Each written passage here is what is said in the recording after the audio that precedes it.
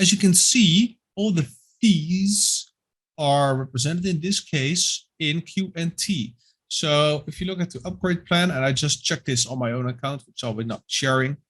But this reads for a light subscription, it's 91.83 QNT per year. Then you need a credit bundle. That's a one-time purchase of 275.48 QNT, bringing it down for the most bare bones entry-level enterprise subscription to use Overledger for 367.31 QNT.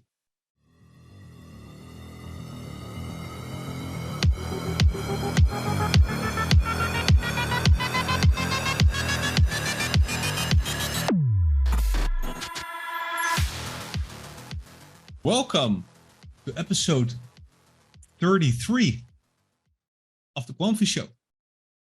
Today, it is June the 27th. 6 plus 27 is 33. Update 2.2.33 was last week. Today we got 2.2.33.1. Gilbert is playing games. There are many, many more references to 33, hence the episode number. As most of you will know, today we had another confirmation on top of the confirmation that we had last week, because last week Gilbert announced that he is, and this is his tweet, incredibly proud to be able to announce that Quant Network has been collaborating with the BIS, the Bank for International Settlements, and the Bank of England on Project Rosalind, a project designing and implementing CBDC API, a CBDC API and platform, and testing use cases for CBDCs with financial services participants. We were chosen to provide the technology because of our history of innovation, expertise in financial services, and deep experience in payments. Previously running mission-critical infrastructure. Only we can do what the project needed from a technology partner and payments expert. The project has produced tangible real-world examples that tested how CBDCs could support a more digitalized economy in the future, working with participants like the Bank of Canada, Barclays, MasterCard, and Amazon, who built and tested a new CBDC payment flow on the platform. CBDCs are coming. I encourage every bank and financial institution to read the Project Rosalind report and start planning their smart money infrastructure strategy. Read more about Rosalind here and Rosalind report. Links to this will be in the description. So this we had last week. Most of you noticed. And today we got another update, which is even more interesting. And that's what this episode will be about. Yeah. Mostly. It will. Yeah. So Tim, what are your thoughts on this? Well, my initial thoughts last week when we got the Rosalind news, I think it was even the week before. I think it was like on Friday, I believe. So it's like, it was the day after the English show, they released the news. And then we got people commenting, hey, why aren't you guys making a new video? Because, well, we just got the Rosalind news. We're both like, we don't really have the time for that. That's right. We just made a Dutch episode, and now we're back. It's 2 weeks ago when you guys watched this. Yeah, it's 2 weeks from the point that you watch this video. Now it's a bit less because, well, this is pre-recorded, obviously. But yeah, my initial thoughts at that moment were, okay, we are basically now receiving the biggest news since, well, early 2022 and end of 2021. Possibly, I think since so. Like the launch of Overledger, no, not necessarily. I think since the launch of Overledger in September 2021, and then we got the Oracle news.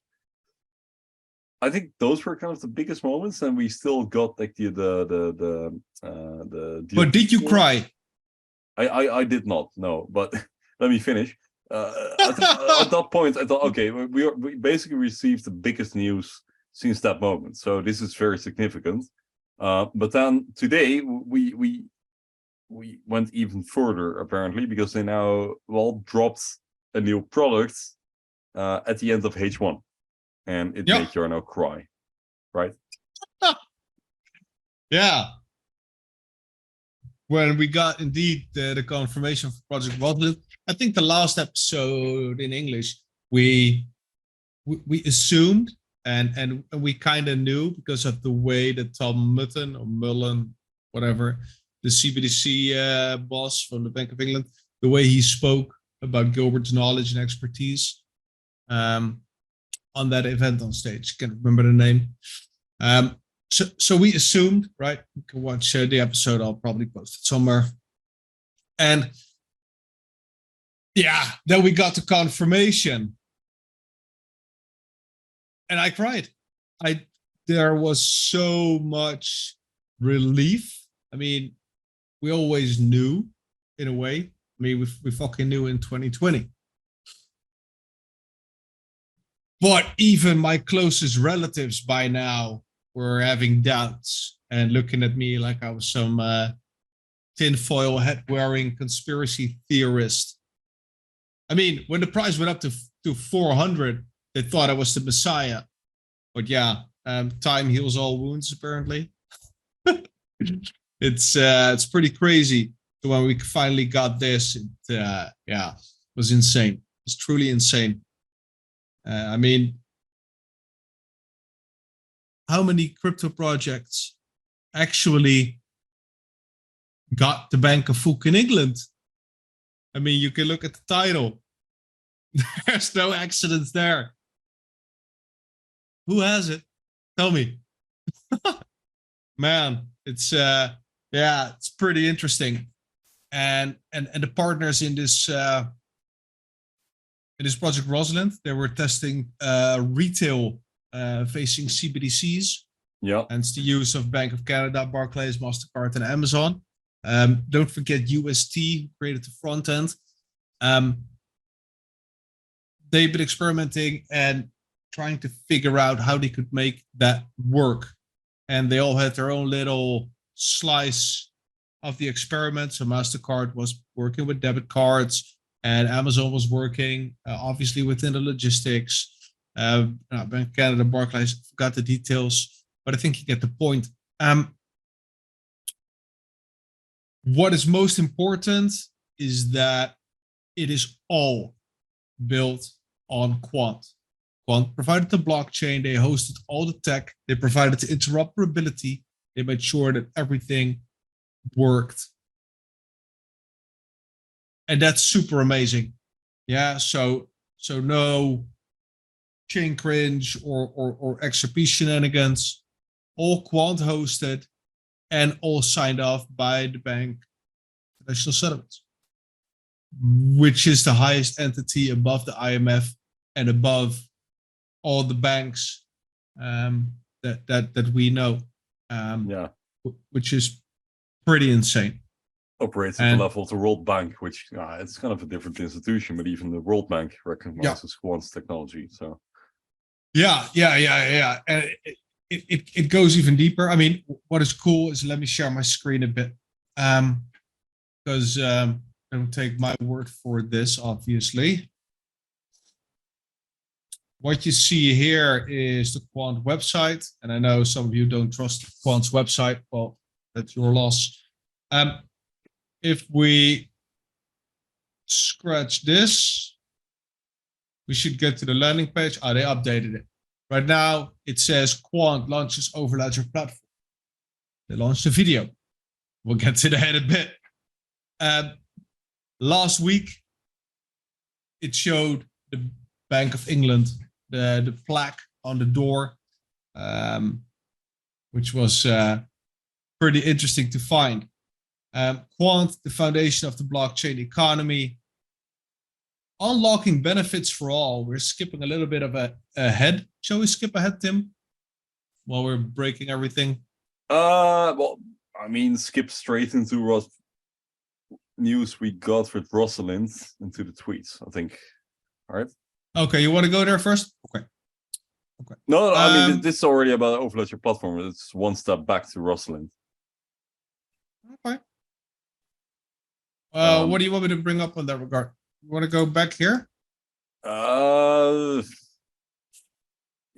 Yeah, I'm not sure what exactly is being mentioned in this article. Yeah, so they're part of the vendor team, led by the Bank for International Settlements, Bank of England, and yeah, they export the CBDC. And I know a lot of people have their reservations about privacy and such. I am not going there for this time. No. But this is coming. This is coming. CBDCs are inevitable. Same as that it was inevitable that all your money gets digitized. And yeah, the Project Rosalind report you can now also find in the description. Yeah, just scroll down on YouTube or whatever podcast platform you're on. Make sure to subscribe, leave us the thumbs up, the heart thingies. We love you guys. Show some love back if you will. And then you can just open the description up. And there's a ton of information there. You can find timestamps if you want to skip ahead to the stuff that I alluded to earlier. And you can also find all the resources that we used. So this is biz.org/Pablo and OTHP 69. Like that. I don't know why. I'm a child. Sue me. You can find the report in this link. But they're using API prototypes in this case. No, they tested 33 APIs. They did 33. Yeah. No, yeah. but I mean, without going in full detail, when the Bank of International Settlements publishes a report, you could safely assume that central banks, well, which are all part of the network, will be looking to the highest echelons and looking at a BIS report. There will be no central bank, and I'm well, kind of repeating Jorno here, that will not look at these type of reports. So that means that when you see the report and you go, I mean, we might open it, or there was like a fact sheet at the bottom, right, where they mentioned all the partners. Oh, you want to go there? Yeah. Yeah. Ah. If you can safely open it without doxing yourself. I have no idea where to find it, to be honest. Well, you can in our Telegram, but I did share it. Yeah, we felt to prepare this because I did not plan to go to Project Rosalind. No, but it is important to talk about Rosalind first. Oh, here's the full text. Hold on. There is a. And I am already fully doxed, so who cares? You don't know my first name and last name, but now you be living under a fucking rock. Come find me. I hide my ledger inside me. You can have it. Jokes. Oh, demonetized again. Great. So Appendix 3. How fitting. Project sponsor. Project team. Bank of England, obviously. Bank of England. BIS Innovation Hub. We got the vendor team, which is UST and Quant, and this is UST Global. Now, for the people that are not up to speed, this has nothing to do with Do Quant and the shenanigans. And then we got the API user group, alphabetically ordered. And there's Amazon, Bank of Canada, Barclays, IDEMIA, and MasterCard. And IDEMIA is an identity company. Barclays is obviously a bank. Bank of Canada is obviously a bank, but then a central bank, whilst Barclays is a private bank, and MasterCard is a payments provider, and Amazon is naturally a jack of all trades, logistics company. what did you want to highlight specifically, Tim? Well, Defender team. So you have all these entities which have been participating in the research and the testing behind the project. And it just stands out to me that Defender team, so the team that has built like the infrastructure, just consists of two parties. It's UST, which builds the front end of the API, so kind of the user interface. That's if you click, then that happens. But the magic in the background is being provided by Overledger. Entirely. It is entirely the case because there are just two parties, one front end party and one back end party. And if you then take into consideration that Overledger is fueled by QNT, that means that this entire thing, this entire report, all flows on QNT. This is the biggest type of utility we've seen so far in the 4 years that Quant exists. And I think that people do not understand the impact of what we have in front of us right now, what we are staring at. People have no clue. They don't realize. It's insane. It's literally insane. Exactly. Let me hold on. Let me undock this for a bit, because with Papa, people will be like, no, token not needed. Token not needed. And you can say that. Are we going into the token not needed thought for a bit? No, I'm going to show the evidence that token is needed. Because since you now went here, now we need to provide evidence, or we're going to lose all these dumb people. So if you would go to connect.quant.network, sorry if the mic cut out, got really close, then there is a bunch of plans you can get, and there are subscriptions. As you can see, all the fees are represented in this case in QNT. So if you look at the upgrade plan, and I just checked this on my own account, which I'll be not sharing, but this reads for a light subscription, it's 91.83 QNT per year. Then you need a credit bundle.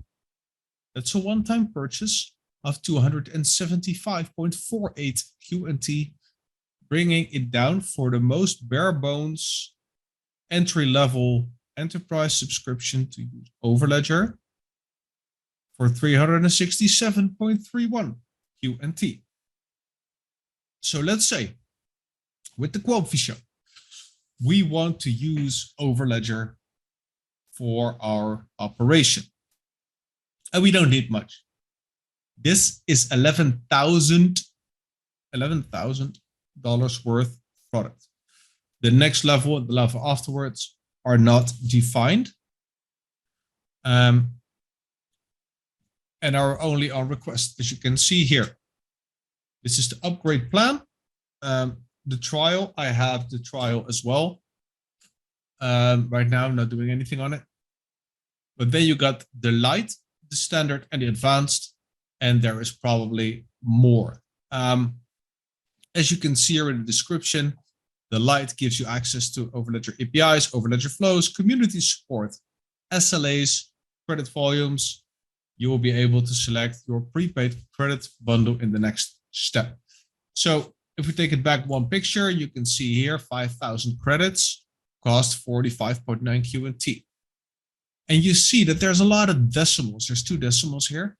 This is because all these numbers you can obviously pay in fiat.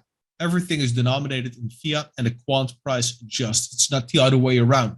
That's why Quant succeeds where the XRPs and the links fail, because you need fiat values, because businesses are not going to buy the token. So the conversion happens on the back end. So in this case, if you want the 30K credits, price per credit is $1.1. You can see here that sets you back to 275.48 QNT on this day. That will get you 3+ smart contracts or a single complex smart contract, circa 40K tokens, monthly activity monitoring, etc. So without going any deeper, this is irrefutable evidence, is that the word? That token is needed. Yeah. Yeah. One client will need at a minimum at this price 400 tokens. There's only 14.88 million tokens ever. The smart contract cannot create any more ever again. Everything that gets burned is burned forever. So supply is only shrinking. It's really interesting. Because the bare bones 11K a year subscription for most companies that would not be enough, right? It's No, like your entry level phone plan. Are you getting your entry? Huh? Yeah, I mean, if I look at the phone plans that my employer, so it's like a government agency that I work for, but I see what they pay monthly just to have all our phones up and running, and we are just like an agency of like 250 employees. I'm sorry. I see those numbers. You're not sufficient with 10K. You're thinking of 300,000 euro a year just to have all those. Now I think they pay like 6K a month. Sorry, my maths are terrible. It's still 80K a year, I think. I went from 300 to 250 phones, I think. Yeah. Okay. Okay. Now, sorry, it's a terrible example, but I mean, those numbers they go up pretty quickly. Yeah, and that's just phone infrastructure. Yeah, and especially if you want more features, etc., credits are needed for everything on the network. That's why you need a credit package. So yeah, there's that, which is really interesting. And that is the big thing, right? Because today it launched officially. There's a video. We'll put that in the description. It's 5 minutes and 29 seconds. We're not going to stream that here. Also, it is their video, so the link is here. You can find it under YouTube, Quant HQ. And you have to watch it. We're not sharing this. But there was a little bit of a hiccup because the video got uploaded to YouTube and a mistake was made. So the video was available on the website for a full 8 hours prior to the weekend. So that was like 4 days early. And it spread like wildfire. And most of you have probably by now seen it. Many of you have seen it within that 8-hour window, or because they knew somebody that downloaded it. Because yeah, the Quamfy community is very, very much aware that accidents happen and that things get taken down again. So whenever something interesting gets posted, everybody's screenshotting the hell out of it and just downloading and recording everything. Well, we managed to keep everything on the wraps. Why? Because Gilbert was emailing motherfuckers. Gilbert was sending people Twitter tweets, DMs, like, okay, guys, we need to break the news ourselves, which is fair. So most parties agreed, took down whatever they created. Yeah, I think we took down the video in pretty much every Telegram channel. We managed, though. There was this initial discussion, though. We shouldn't pay too much attention to it, but you kind of had two camps in that discussion, or two schools, however you call it. Well, I was on the side of, well, maybe we shouldn't be doing this. A hidden link accidentally leaked. Maybe we shouldn't be linking the video and downloading it. The description in the video also stated on June 27th, 2023, we released Quant Overledger Platform. So it was literally in writing that it was unintended. Yeah. And well, and in the other camps, well, no, I mean, they make a mistake, so it's their fault. like, it's not the community's fault that we find out and just spread it. And well, after Gilbert and Gil and Andrew DMing people, we were pretty quick to delete it everywhere. Yeah. And well, props to the QT community for doing that once again. For sure. But then we were all looking forward to the 27th of June because, well, apparently that was the point we were getting news.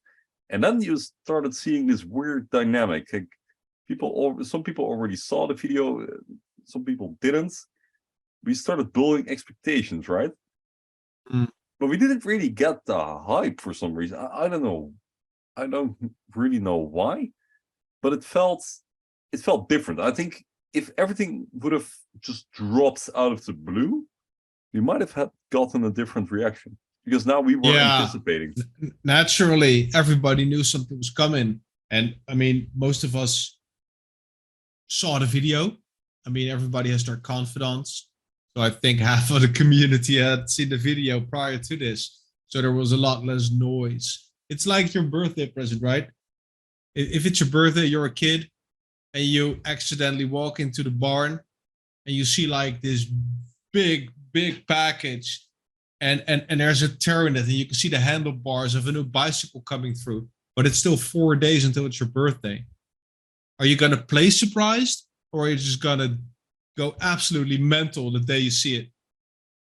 It's kind of like that, right? If you know, you know. And because the Rosalind news initially took us by storm. We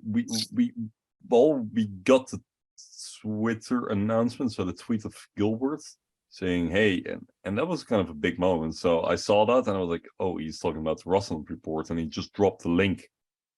And the hype was real that day. We actually pumped out of nowhere. I think we pumped like $16-17 or euro, I'm not sure.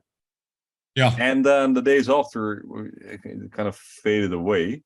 But this time around, we didn't necessarily have that.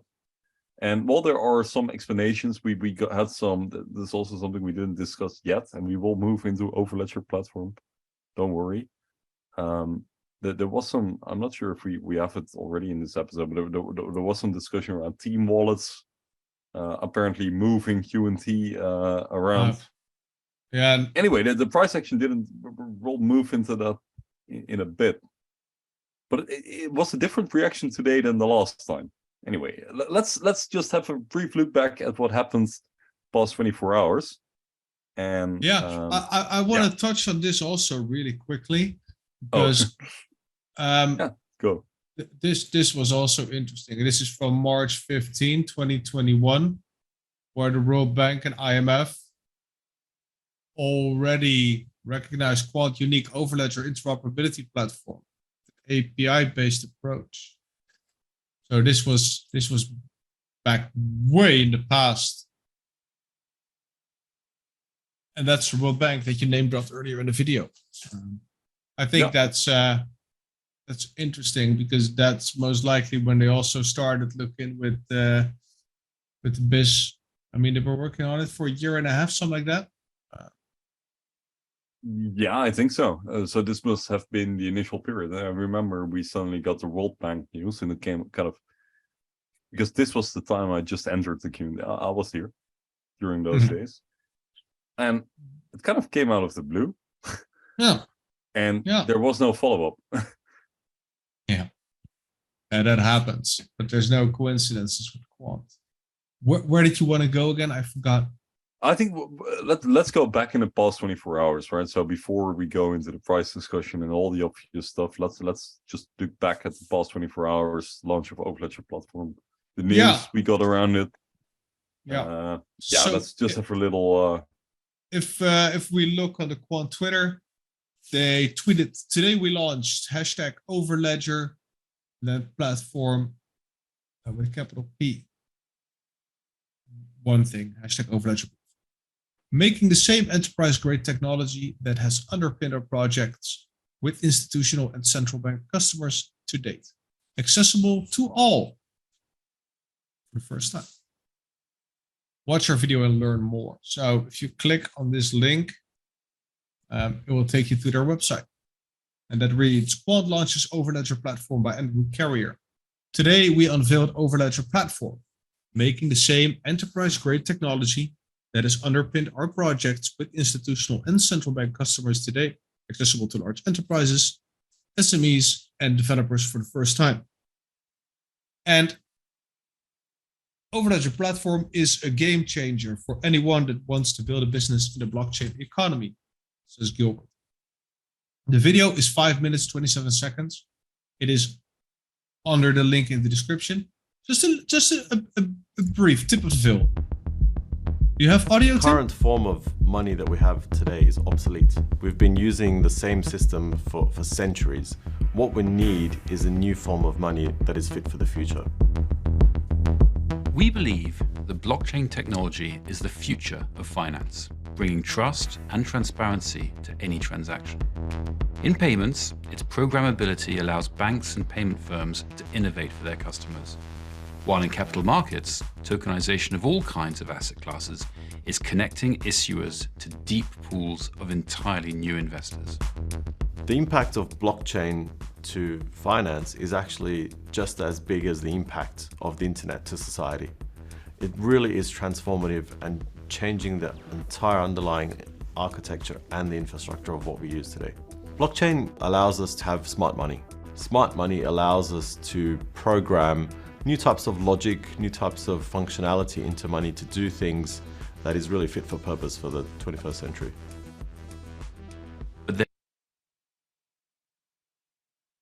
We'll leave it at that. Go to their website, watch the rest of the video. Yeah.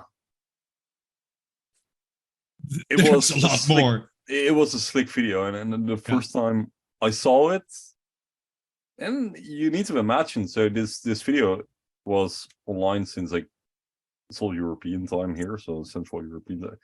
It said like 8 hours, so let's say they published it at around... It was 1 a.m, 12 o'clock. Yeah, I mean, yeah, that was when we found out, but at that point it was already online for 8 hours. So, well, if you kind of calculate that back until the time they posted pretty much at the end of the workday, so it comes back at like 4 Central European time, something like that, or 5. And nobody noticed until good old friend Quant Papa did. He posted the link on Twitter, and well, once you do something like that, it will blow up instantly because people are all over the place. And the link dropped on Telegram, and once that happens, well, it's boom. Before you know it, the genie is out of the bottle. And there you go. And then I saw the video, and I was like, whoa, we shouldn't be. We're not supposed to see this. And adrenaline started rushing through my body, and I felt messed up the next day at work. People were like, "Did you even sleep?" And I was like, "You guys should know what happened last night." Anyway, it was really cool. It was a slick video. He was so shocked that he proceeded to share it with me. Another private group. Yeah, well, you gave me orders in capital letters. Download it instantly, and I did. Yeah, and you're a great pal. Sure. Yeah, and some other people did as well, apparently, but I didn't share it on Telegram and other groups. I didn't feel like that was appropriate, but I did share it privately, of course. Like, hey, we have this document that we should archive in some way, and we did. Surely. Watch it if you haven't seen it yet. It's great material. Hey, back to the news.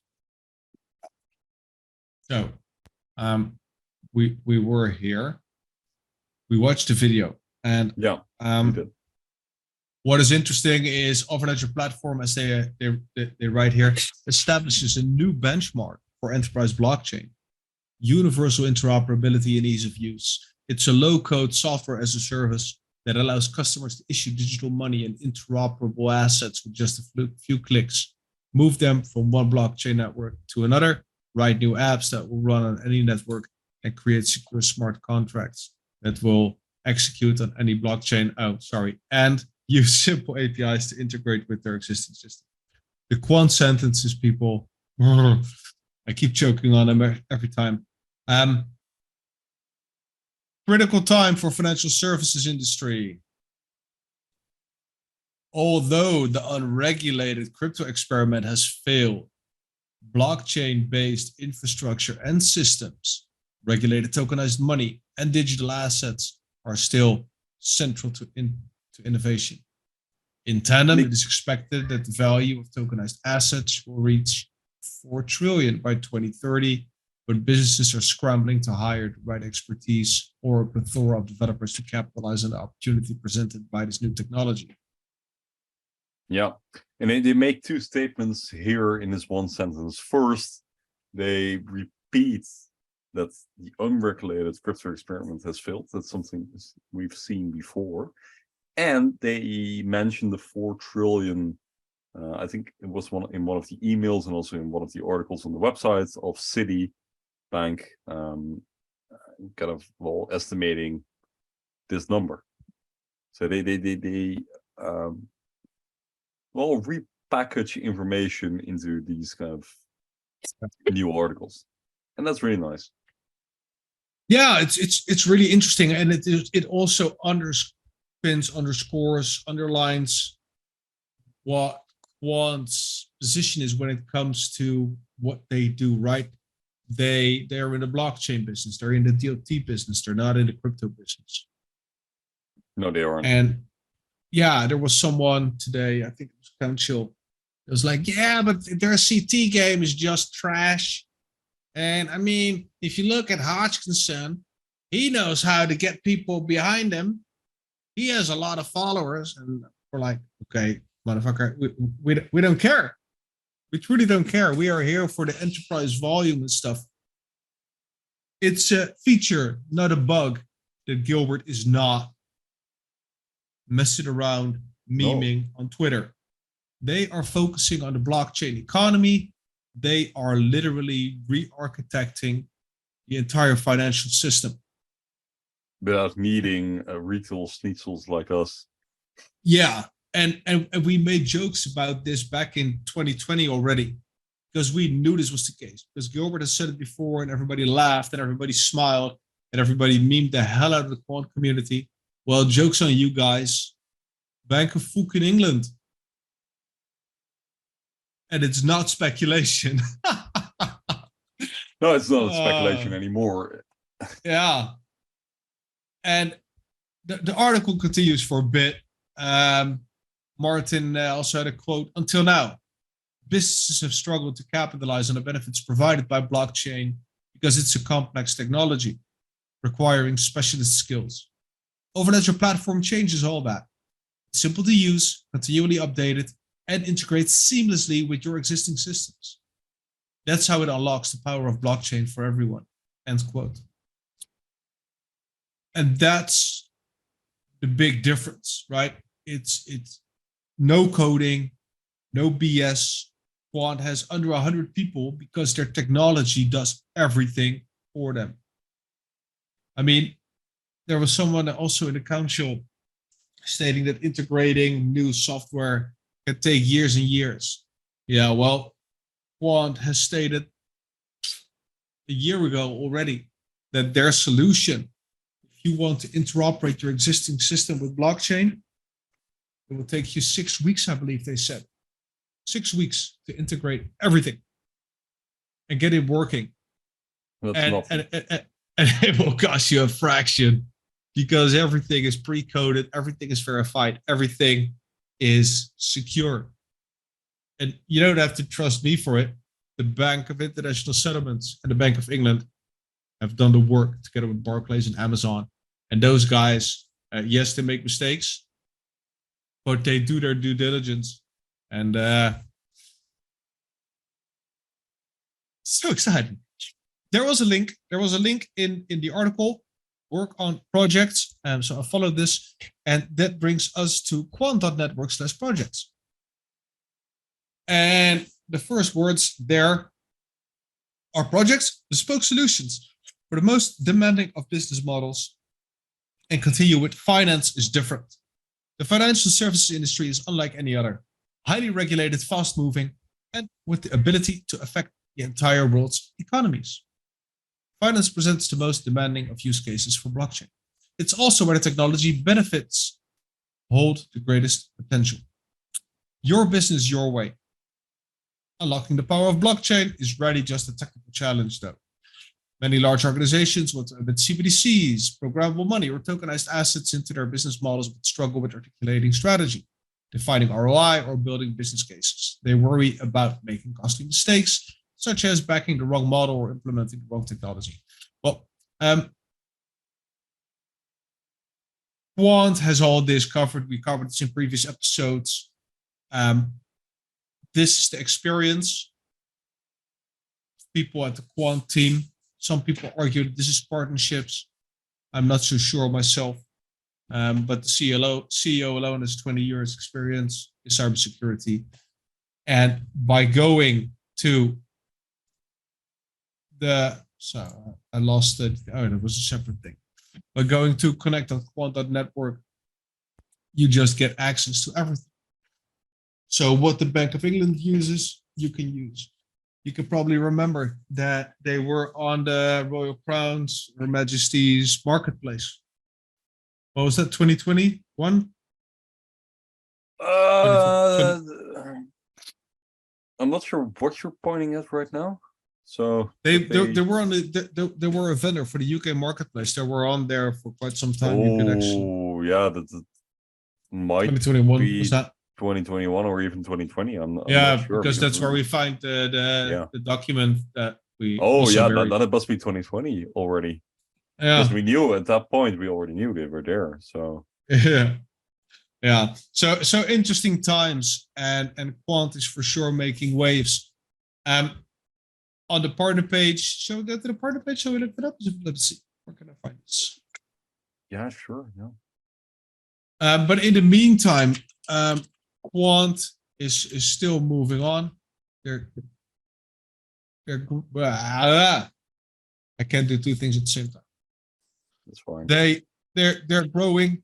They are making new products. They just got confirmed over and over again. And just by this additional little bit of FA that got confirmed, all the other things became more plausible, exponentially. And I mean, if the Bank of England is real, and the Bank of International Settlements is real, and LagChain is real, and SIA that already connects Nexi to all the banks in the world is real, then it is highly likely that also the Swiss connection is real. Bank of Japan is real. Bank of France is real. SDX is real. Nasdaq, Sveriges Riksbank, all those things. well, the ECB Monetary itself. Authority of Singapore, Australia, Samsung, and so on. So it's crazy. It really, really is crazy. And even if those things, if some of those things will never enter the real they are customers and use Overledger stage, it shouldn't really matter anymore, right? It should already be more than sufficient to give a huge market share and become platform providers. Oh yeah, Amazon got also confirmed once again. Yeah. Platform providers: LagChain, Oracle, Nexi, distribution partners: USD, Nexi, Oracle, marketplace, Oracle, independent software vendors: Volo, Nanocorp. Oh, they took away the Bank of England. Or was it that on this page? You also have the associations page, but that's not necessary. Hey, but if you click on the link, links, go up. There are links you can click, right? If you click on marketplace, oh, it's only Oracle. Oh dear. No, What was it?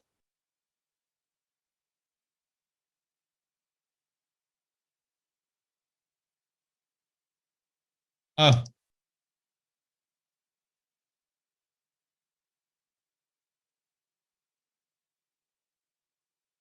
Other financial institutions. We're just doing this as we go. I haven't been on the website in days. We just spoke about it this morning, right? So prior to this episode. Did you read all the documents? No. There's way, way, way too much information to I don't know where to find it. And there's also so much more than back in the days we joined. Yeah. Yeah, it is not possible to keep up anymore. It just went from this secretive little website to this. Yeah. These are all the language, other coding things you can use. C++, C, Go, Java, JS, Java, JavaScript, JSON. I don't know. PHP, TS, I don't know all this. R. Or I'm like way too dumb when it comes to coding stuff. Let me see if I can find where the thing is. You mean the associations page? Yeah, I think so. We shared it in the Quant podcast group. I did. But to be fair, we're so many links shared today. I was just looking at my phone and sending some stuff in terms of links as a kind of a summary to a friend. And there's just so much that happened today. I couldn't find all the links, even the most basic ones. So there were so many articles, tweets, videos. It's not on the associations. I'm looking for the where you can see the Bank of England next to all the other. Ooh. I'm not sure where you can find that. Me neither. Anyway, doesn't really fucking matter. Want to go for the quant price because that's the most interesting and hilarious part of everything. Well, it's at least a good thing to track it every week, every 2 weeks. So today is the 27th of June. And we are looking at, so to get away from my mic because headphones are quite safe for the people with subwoofers in their cars now. Sorry. Yeah. Price is $107. Looking at the past 14 days, we went up.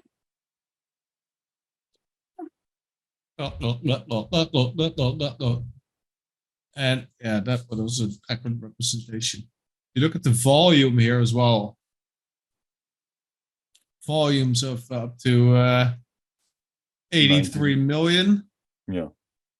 The volume is now 12 million. So looking at the past 7 days, then we went from 100 to 107, which is pretty despairing, not gonna lie. All the metrics are kind of green. 1 year, we're up 81%, 30 days, we're up 2.9, 14 days, 9.4. But come on, people. Jesus. LCX, they did an announcement of an announcement. They pumped 50%. The hell is wrong with you guys? It's a team, Jarno. It's a team selling. Yeah, 12 million, my ass. Anyway, we're up to, we're into euros now. It says 97.64. It's despair. Utter despair. Let's see what the rest of the world is doing. I heard this thing last week. all eyes on Bitcoin. Okay, all eyes on Bitcoin. Isn't People it just- always all eyes on Bitcoin? People parroting each other. It's anyway, XRP is still here, 43 cents. It's always the same, man. I feel like every week is literally the same with XRP. They Yeah. moved up to 6th place now. Yeah, let's go for the fully diluted values.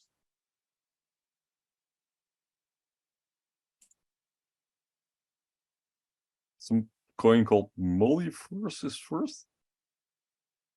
Bitcoin is the opposition. I don't know.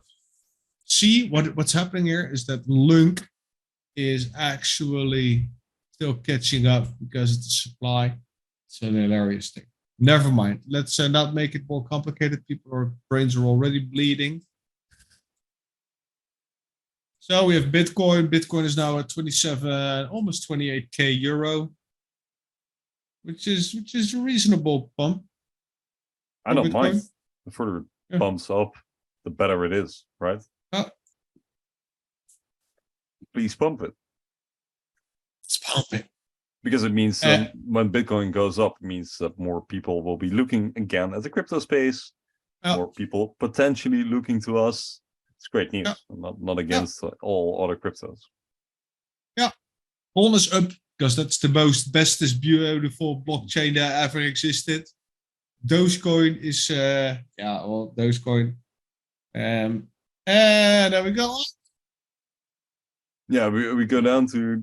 And the foundation of the blockchain economy is at position 35 under Hedera, Hashgraph, and ICP, and Ethereum Classic naturally. So yeah, what shall we say? Let's see. Last 24 hours, who are the biggest gainers? Flexcoin, Oh, Flexcoin. Flexcoin, Stellar, Arbitrum. Bitcoin Oh Cash. my god. Yeah, I am a little bit sour about this.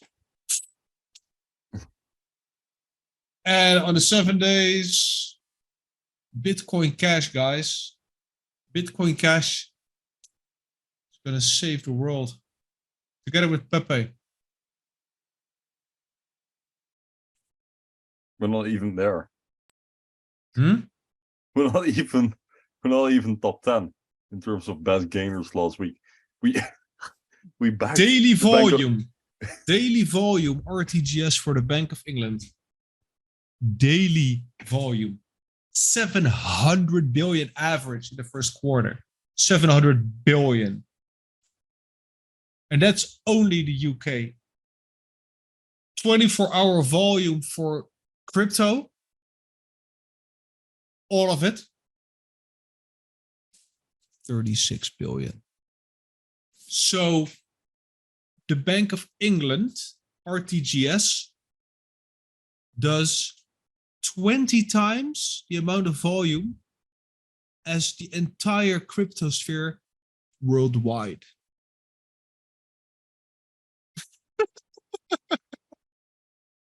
Yeah, that's insane. And I think if we will be looking at this, JP Morgan does 10 trillion a day in settlements.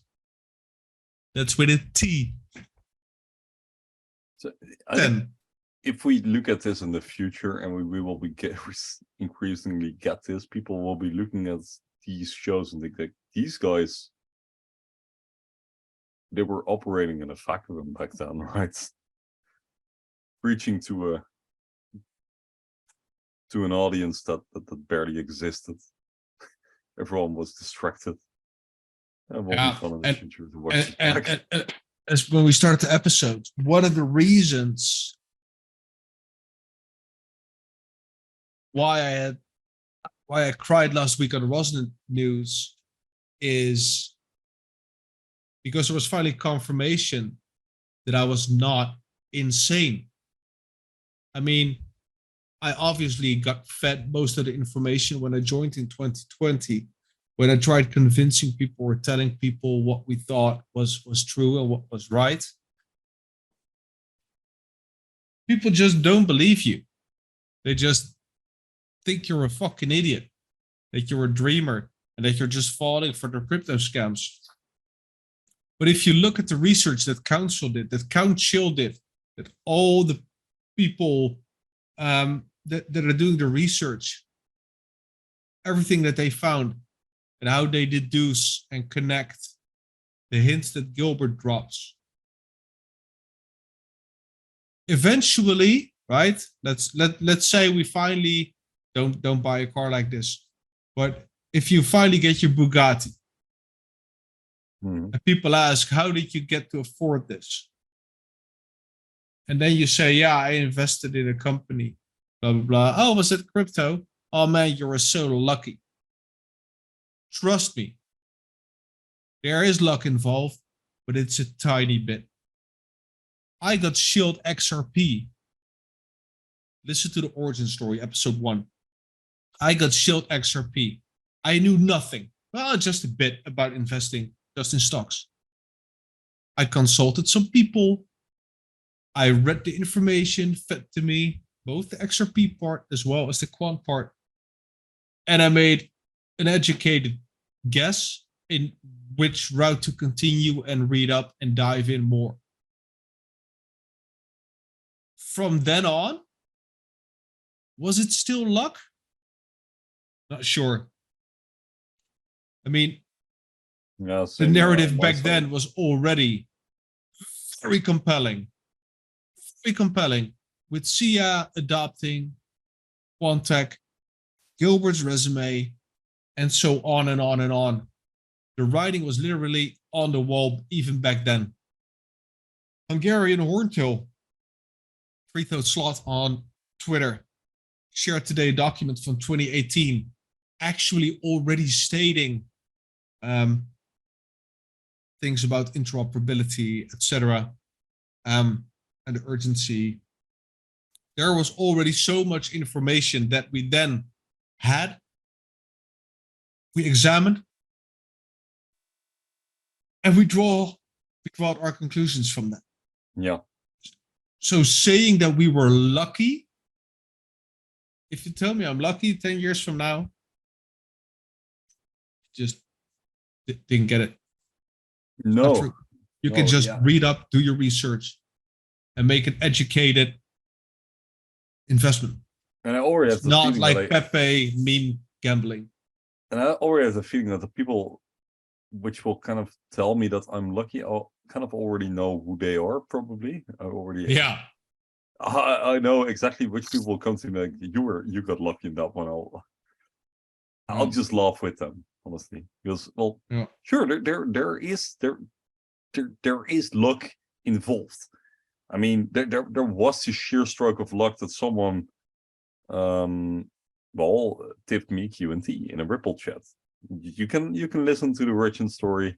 Didn't change episode 1. Go there. But indeed, like, I did dig further. I did look into it, and I think that's where the luck kind of stops. And we had some very difficult moments. There were some moments that we sincerely doubted everything that went on. Right? You see things, and then you see the price dropping again, and you were fully convinced that wouldn't happen, but it happened. And I'm talking price-wise, right? Yeah, so we went all the way up, all the way to all-time high, and then we dropped all the way back. Fucking despair. And if that's the only thing that you joined Quant for, then you lost most likely, right? Yeah, but then also with the first generation, right? So you have these waves, and like the first generation there, they wrote it all the way from 20 cents back up until $16, and all the way back to 1, with barely any hard evidence of what's going on. Sure, there was still the same speculation. You still had the console and maybe the console already, I'm not sure. But the amount, the archive that we have nowadays, barely existed back then. It was still being built. These people wrote it out. Some people left. Many left. There were some whales which had tens of thousands of QNT left. They wrote the pump from $1 to $4 and left. And that happens, and it will happen in the future. And I think, do we have any more fundamental stuff? Because we might look into the wallets. We did that in the Dutch show last week. No, I'm not going into wallets. No. Oh, okay.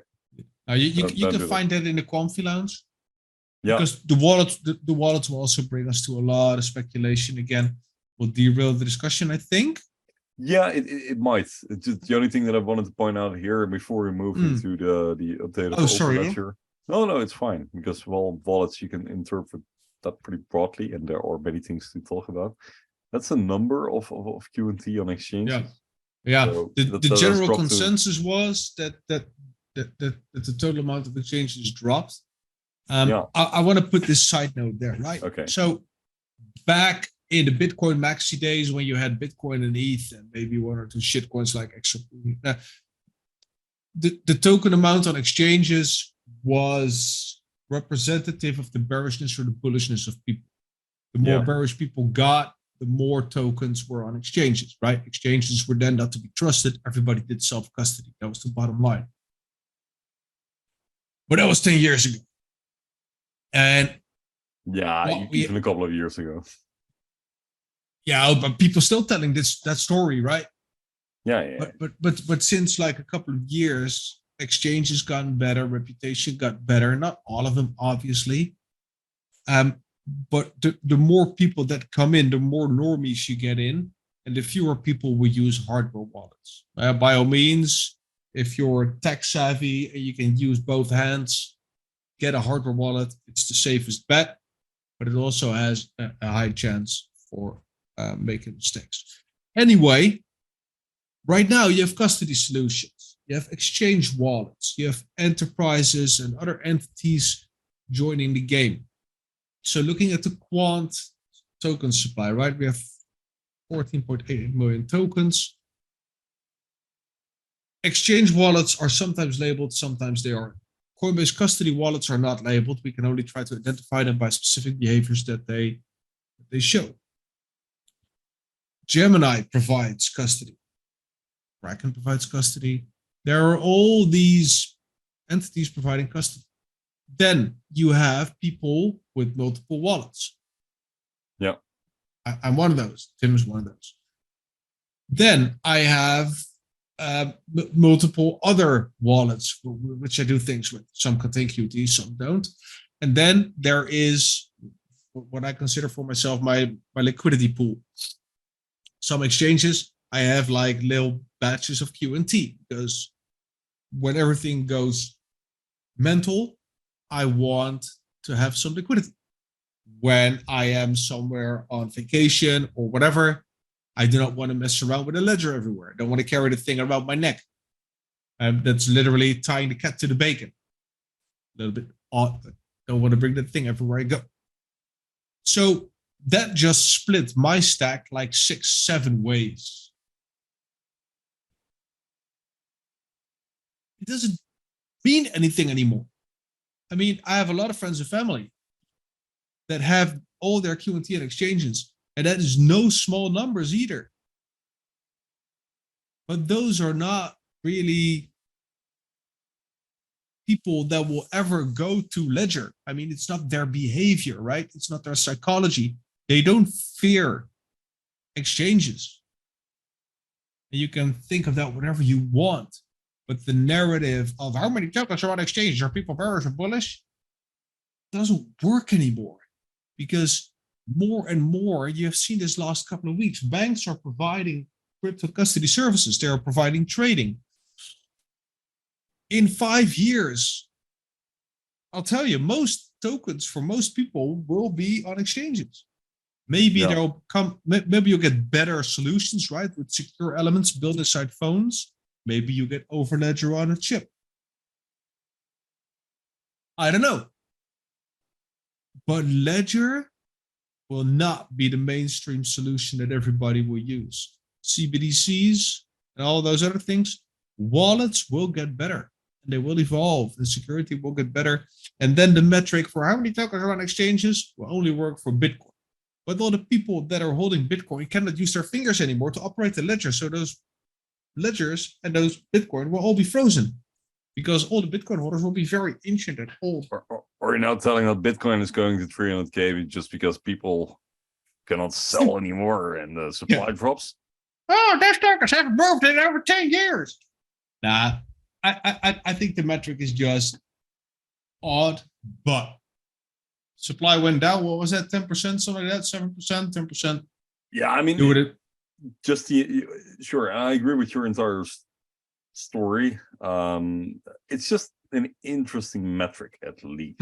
So that you see the amount of QNT dropping, and whatever the case is, well, we've had some shaky situations with exchanges.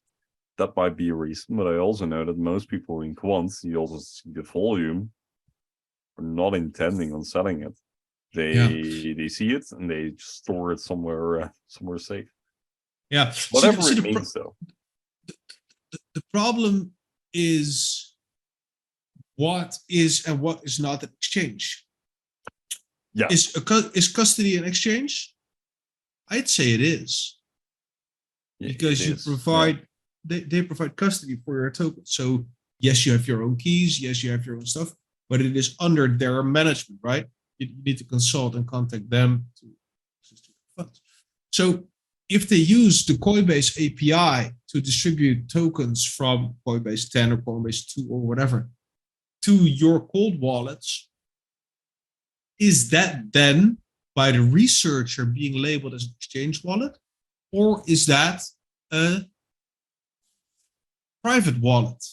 Because in my opinion, because Coinbase custody, for instance, uses ledgers, everybody has their own ledger or whatever they use. They use a safe solution with 4 eyes and such. If a lot of tokens move to those wallets, then that could be regarded as private entities, which it is not. And this is interesting because Overledger, everything that gets bought needs to get locked under, because it's a license fees, right? Yeah. So if that goes to Coinbase custody and they pick it up, they get the tokens in Coinbase 10, and then it's on the exchange, but then it gets transferred to a ledger. Yeah, that's right. But it is still in custody, but it is on a private wallet. So that would then still mean that it is technically on an exchange, but it's not on an exchange. So what does that do with the data? That would actually say that, okay, the more tokens get pulled off exchanges, the bullisher the case, because then more will be in custody or in the hands of. But if the custody wallets are flagged because they show anomalous behavior, no ETH, blah, blah, blah, blah, blah, then they could falsely be judged as exchange wallets. And then it also fucks up your measurements. You get what I'm saying? And I do. Yeah. And I'll argue that the vast majority of tokens will be locked by custody or whatever in the very near future. And that's not even talking about gateways, which is an entirely different discussion. So how many tokens are on exchanges? Is it interesting? Yes. Why? Because it is really ambiguous. Yeah, but I think, I mean, if we would take the metric and if you would see it kind of as a constant, let's assume that the factors don't change. Is that what you call ceteris paribus, or is that not? I was terrible at economics. But let's say that the conditions didn't necessarily change in the research. So you have the same variables, and you look at that time frame. So it's like 80 weeks. So that would mean end of 2021. End of 2021, I think. Until now, that's like 80 weeks. then you do see the amount of QNT on exchanges dropping. And whatever it means, I think at least, that it kind of, well, shows what people in this community are doing. They literally store their QNT. They're not necessarily intending to sell it. If you look at our How do you volumes, know? How do you know? you never do you know for know? sure. But I do have this. And intuition. why does it matter? I mean, all statistics don't technically never matter, right? It's just a statistic. It's the interpretation that you give it. It might be completely irrelevant, but I do think To me, it's not really indicative of anything. But I get what you're saying, and it's also a little bit bread and circuses, right? I mean, it's like I wrote this in this afternoon. It's a very nice Bitcoin maxi way of manipulating sentiment. Make But everybody does more bullish. Sebastian, the person who shared it, does he intend on No, influencing I'm not talking sentiment? about He's- Sebastian. Some guy in trading spoke about it. No, I'm not talking about Sebastian. I'm not testifying to anybody's character. But he shared that with the best intentions. Obviously, he just wants to inform people. I don't think he has any motive whatsoever behind that. No. Not at all. But this was a guy talking about, I believe, Bitcoin something. Mhm. I can't remember. Anyway, tokens off exchanges, wonderful. That's even less volume for us. Yeah. Volume will grow. Looking at that, it's all just been released today. Everybody can now use. Moving on to the next topic. Everybody can now get access to Quant, Overledger, same solution as the Bank of England uses, Project Rosalind used, and now it's open to the public. And that will mean that people can get licenses, people have to buy QNT, and they can use whatever Quant created to create their own solution. Eventually, they have to build their own solution. I think Quant probably has some of their, well, I think premium APIs and such that you can just plug into and get going. Yeah. But it will take time. So we're still talking price here, right? Because that's what we find most interesting. What we'll see is that will just ramp up gradually, because not every business is agile enough to implement a new piece of tech right off the bat. Don't know what the state of Quant things is, right? If they can literally just, like Windows, just boot it up, choose a package, double click, and is it ready? Could be. I don't know. If that's the case, so they can integrate some old ass hardware or software solution and just link it to DLT with a couple of clicks, that'd be great. Will still take a couple of weeks though, because things need to get signed, things need to get approved. Molasses was what somebody says, big companies, it's like molasses. But the costs will arguably be very low compared to many, many other solutions. And you have the freedom to choose whatever you want, which is really nice. The lock-in is non-existent one, because you can just switch solutions. Sorry to do so. The price action from our end, what we're looking for is like the more volatile kind. That will also need to propagate, right? This news is pretty new. This is most news. And a lot of people are still coping. And a lot of people still don't understand. Then there's the people that still have hope that their project is still being used on the back end. And then there's the people that made their token truly their religion, and they don't want to touch anything else, even if they're wrong. I mean, there are a lot of people And then there's the people that think that these gains are not quick enough. They do not want to wait 2 years. I'd rather buy Pepe and get rich now. And some of you will laugh, but I'm crying on the inside because there are so many people that are not here for a long-term investment, and they are aware. I mean, and everything is fine, right? If you want to go into crypto and just make a few bets and hope you win, that is fine. You just need to make quick gains, Jarno, and then with the quick gains, you can swap them back into Quant later. Buy low, Easy. sell high. You just watch it go, and just when it goes down a bit, you just sell.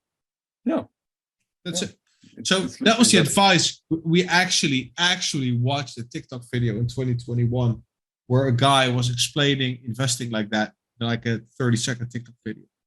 So I made tons of money. And he was actually pointing at the graph. Yeah, see, here it's token created, and I bought it, and then it went up, and then it went down a bit, and then I sold. Easy 2000x. Yeah. And that was peak bull market, and everything pumped if it had a doggy name. I mean, if that's your thing, go do your thing.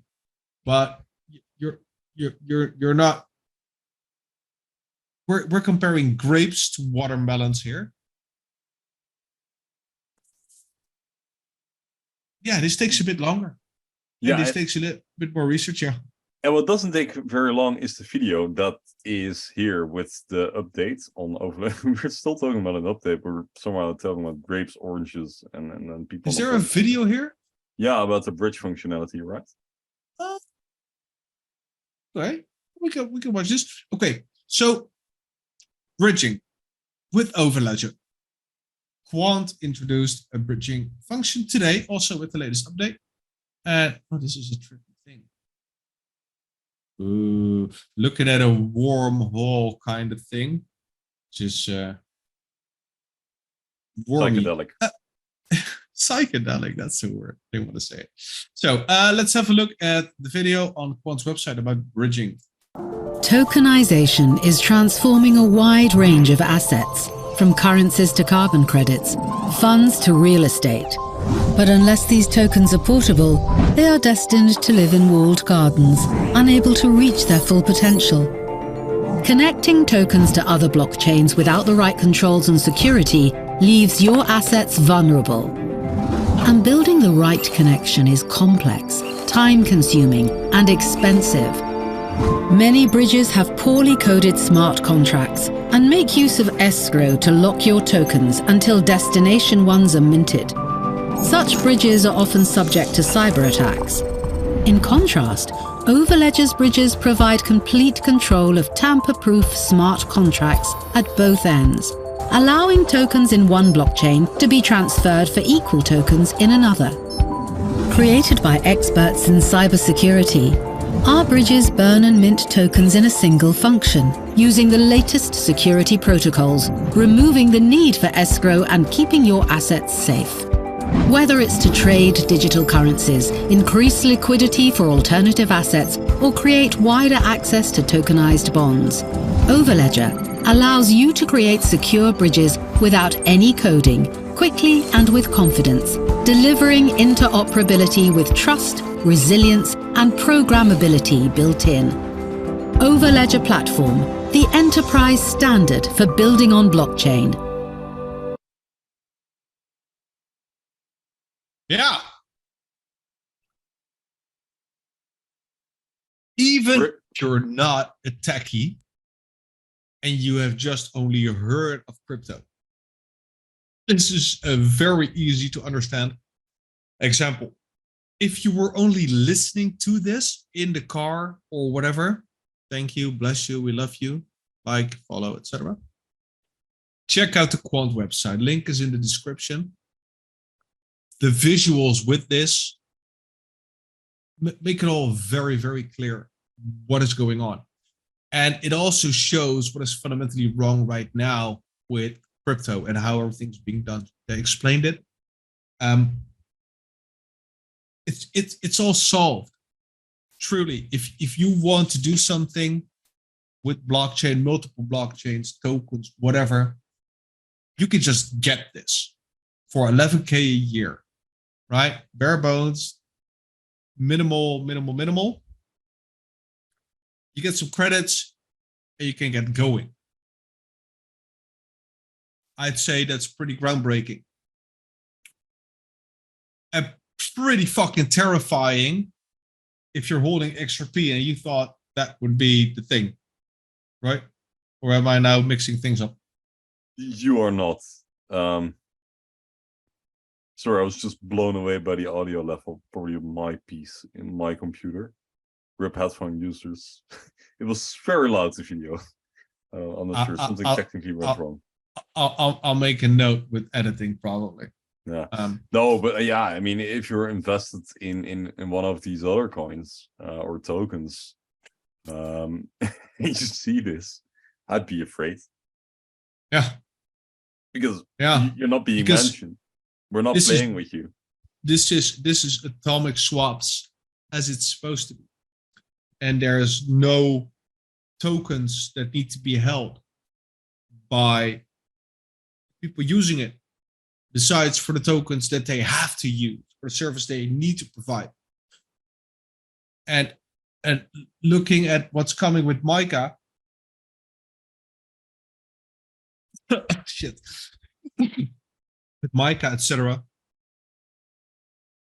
and the Basel thing, and God knows what else regulation wise, it will be very, very expensive to keep crypto on your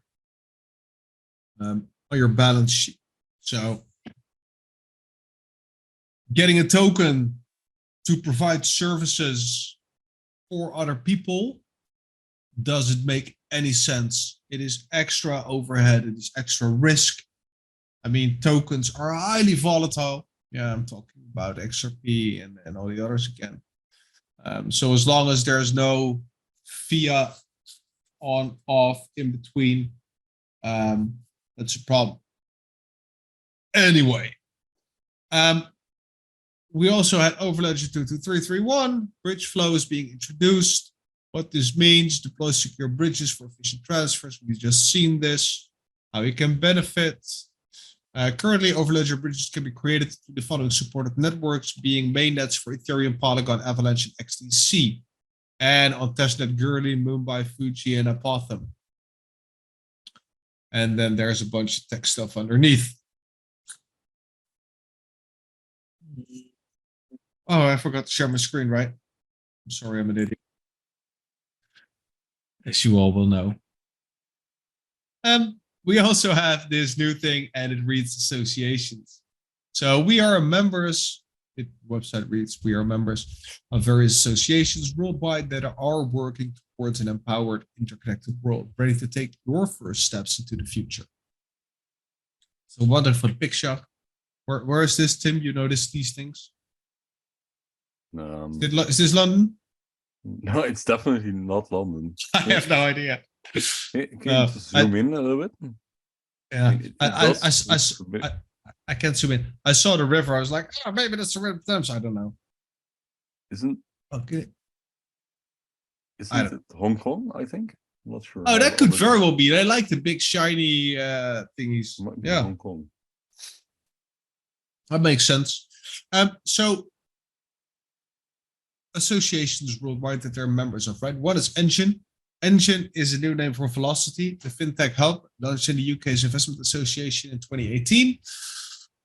Their mission is simple: to fuel the adoption of technology within investment management for the benefit and changing needs of clients. It works with 140 plus fintech firms. Well, then we have the Future of Finance, not a conference, nor is it a debating chamber, a discussion forum, a networking event, a talking shop, or a think tank. Though it hosts all of these activities, its primary purpose is to change the financial services industry.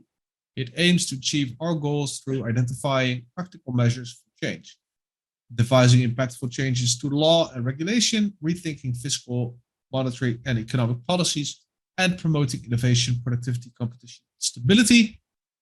Then we have the INETBA, International Association for Trusted Blockchain Applications, offers public and private developers and users of DLT a global forum to interact with regulators and policymakers and bring blockchain technology to the next stage. INETBA facilitates positive change in the blockchain ecosystem. Then we got to Innovate Finance, independent industry body, represents and advances the global fintech community in the UK. Mission is to accelerate UK's leading role in the financial services sector by directly supporting the next generation of technology-led innovators. And then there is the ITSA, that's the International Token Standardization Association. They aim to promote the development and implementation of comprehensive market standards for blockchain and DLT-based cryptographic tokens. So Nice. Those are the 5 highlighted associations they are part of. And, Well, you were talking about the associations. I did look it up. It's Shanghai, but I always recognize Shanghai. But wait, I'll show you. Sorry for going off topic again. no, it's The okay. late stages of the Quamfy Show. Yeah. And that is the last topic, because then Yeah, we're both toast. I'm done. Okay, so let me undox this. I'm just clicking random buttons at the moment. No, it is Shanghai. You can see here. Share. Okay, so basically, I'm having all these things. Zoom always has the tendency to open everything when you start sharing. So basically, you always recognize Shanghai by this building. But in that picture, you don't see Like a this butt one, plug. Yeah. Didn't someone mention Easy Toys in the Dutch chat today? Hey, so we basically have this building here, and then you have this one and this one, and I was like, that's Shanghai. I was just looking. The for this. HSBC building here. Yeah, I think so. Yeah. Yes. But it's interesting that they keep showing pictures of Shanghai. Yeah. Are they doing that as Easter egg, or? And on that No. bombshell, On that bombshell, it's the end of a highly anticipated episode, I think. Yeah. There is way more than we could cover in an hour and a half.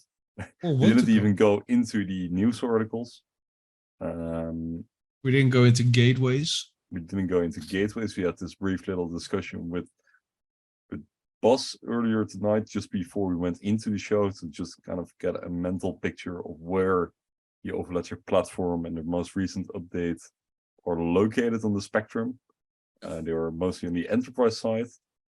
And we just had this brief little discussion before, and there is so much. There's only so much we can cover, and yeah, we'll save that for another show. You'll hear back from us in 2 weeks. Yeah. In the meantime, I thought I saw somewhere that the bi-weekly updates, the fortnightly updates are back.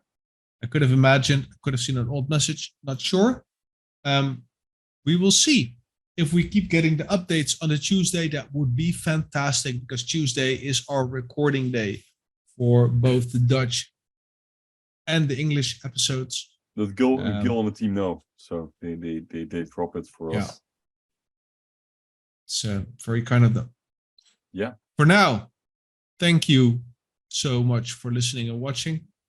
Made it all the way through. Props to you. Let me know in the comments. Did you watch it to the end? That'd be great. And if you have any suggestions, questions, do not hesitate to ask. We'll do our best to check up and check in and cover what we can. Tim, last remarks? Nothing really. I'm just toast at this point. Yeah. A bit less than last week. The temperature in my room dropped back to like 24 degrees. Last week it was near the 30s. So yeah, things are a bit better actually. It started raining as well. I hope we kind of keep this weather for now, because it's much easier to record a show. You guys didn't see us during the Dutch one last week, but we were struggling. Yeah, it was pretty terrible. No, but outside of that, nothing to add. Really looking forward to seeing you guys back in 2 weeks. And In the meantime, follow our social media channels. I'm doing a lot of stuff on Twitter. I'm actually being active there. I love the engagement. Gives me this nice little dopamine boost when I see that people like and share my tweets. I'm just a very narcissistic person, apparently. And yeah, that's it. Stay tuned. I see you laughing. And stay comfy. Stay comfy. Cheers.